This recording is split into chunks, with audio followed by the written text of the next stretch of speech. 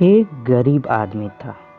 एक दिन वह राजा के पास गया और बोला, महाराज, मैं आपसे कर्ज मांगने आया हूँ।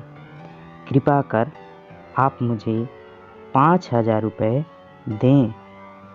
मैं 5 वर्ष के अंदर आपके रुपए वापस कर दूंगा।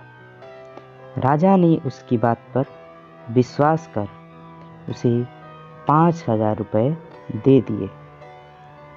5 वर्ष बीत जाने के बाद जब उस व्यक्ति ने राजा के 5,000 रुपये नहीं लौटाए, तब राजा को मजबूरन उसके घर जाना पड़ा, लेकिन वहाँ वह व्यक्ति नहीं मिला।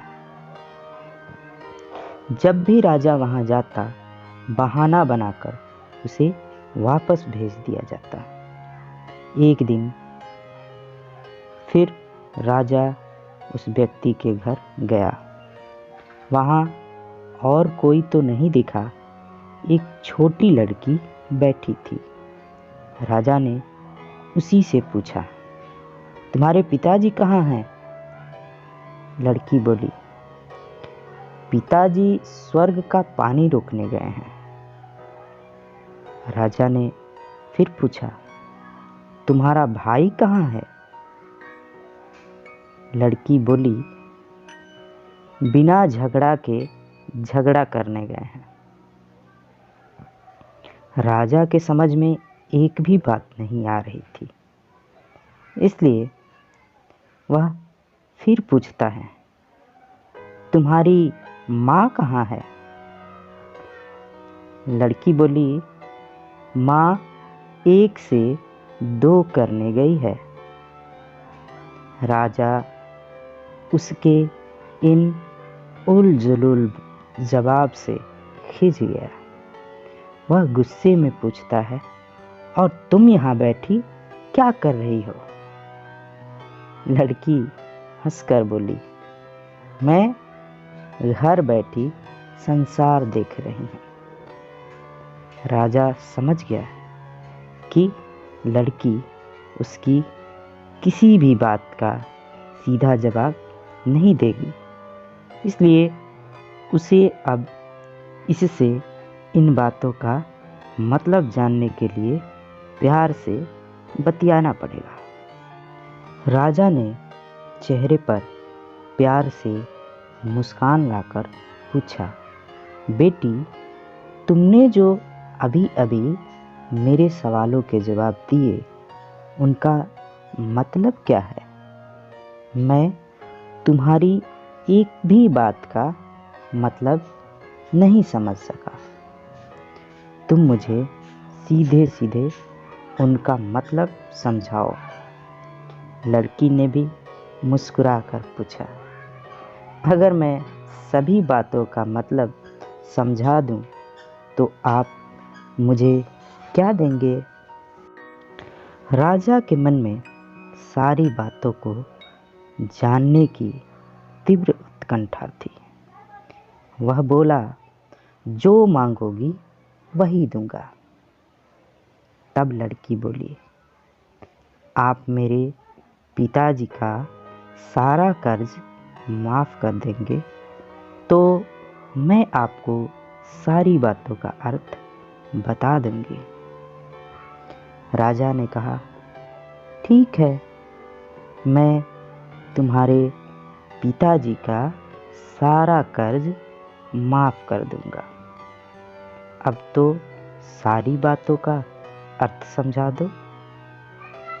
लड़की बोली, महाराज, आज मैं आपको सारी बातों का अर्थ नहीं समझा सकती।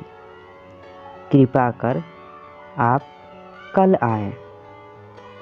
कल मैं ज़रूर बता दूंगी। राजा अगले दिन फिर उस व्यक्ति के घर गया। आज वहाँ सभी लोग मौजूद थे। वह आदमी, उसकी पत्नी, बेटा और उसकी बेटी भी। राजा को देखते ही लड़की पूछी, महाराज, आपको अपना वचन याद है ना? राजा बोला, हाँ, मुझे याद है। तुम अगर सारी बातों का अर्थ बता दो तो मैं तुम्हारे पिताजी का सारा कर्ज माफ़ कर दूंगा। लड़की बोली, सबसे पहले मैंने यह कहा था कि पिताजी स्वर्ग का पानी रोकने गए हैं। इसका मतलब था कि वर्षा हो रही थी और हमारे घर की छत से पानी टपक रहा था। पिताजी पानी रोकने के लिए छत को छा अर्थात बना रहे थे। यानी वर्षा का पानी आसमान से ही गिरता है और हम लोग तो यही मानते हैं कि आसमान में ही स्वर्ग है। बस पहली बात का अर्थ यही है। दूसरी बात मैंने कही थी कि भैया बिना झगड़ा के झगड़ा करने गए हैं। इसका मतलब था कि वे रेंगनी के कांटे को काटने गए हैं। अगर कोई भी रेंगनी के कांटे को काटेगा तो उसके शरीर में जहाँ तहाँ कांटा गड़ जाएगा अर्थात चुभ जाएगा। यानी झगड़ा नहीं करने पर भी झगड़ा होगा और शरीर पर खरोंचे आएंगी। राजा उसकी बातों से सहमत हो गया। वह मन ही मन उसकी चतुराई की प्रशंसा करने लगा। उसने उत्सुकता के साथ पूछा, और तीसरी चौथी बात का मतलब बेटी? लड़की बोली, महाराज, तीसरी बात मैंने कही थी कि माँ 1 से 2 करने गई है। इसका मतलब था कि माँ अरहर दाल को पीसने यानी उसे 1 का 2 करने गई। अगर साबुत दाल को पीसा जाए तो 1 दाना का 2 भाग हो जाता है। यानी यही था 1 का 2 करना। रही चौथी बात, तो उस समय मैं भात बना रही थी और उसमें से 1 चावल निकाल कर देख रही थी कि भात पूरी तरह पका है कि नहीं। इसका मतलब है कि मैं 1 चावल देखकर ही जान जाती कि पूरा चावल पका है कि नहीं। अर्थात चावल के संसार को मैं घर बैठी देख रही थी। यह कहकर लड़की चुप हो गई। राजा सारी बातों का अर्थ जान चुका था।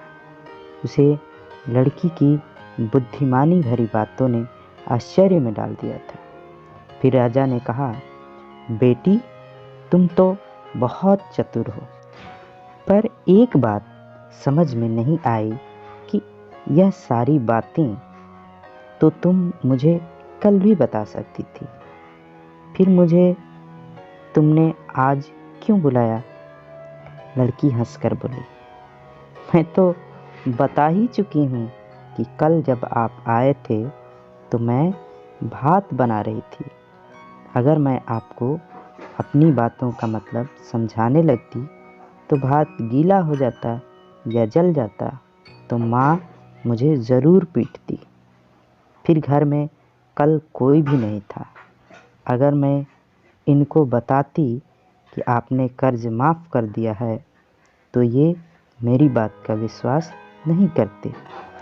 आज स्वयं आपके मुंह से सुनकर कि आपने कर्ज माफ़ कर दिया है, जहां इन्हें इसका पूरा विश्वास हो जाएगा वहीं खुश भी होंगे। राजा लड़की की बात सुनकर बहुत ही प्रसन्न हुआ। उसने अपने गले से मोतियों की माला निकालकर उसे देते हुए कहा, बेटी, यह लो अपनी चतुराई का पुरस्कार।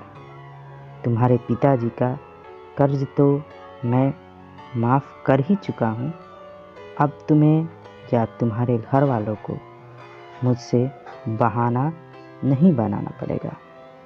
अब तुम लोग निश्चिंत होकर रहो। अगर फिर कभी किसी चीज़ की ज़रूरत हो तो बेझिझक होकर मुझसे कहना।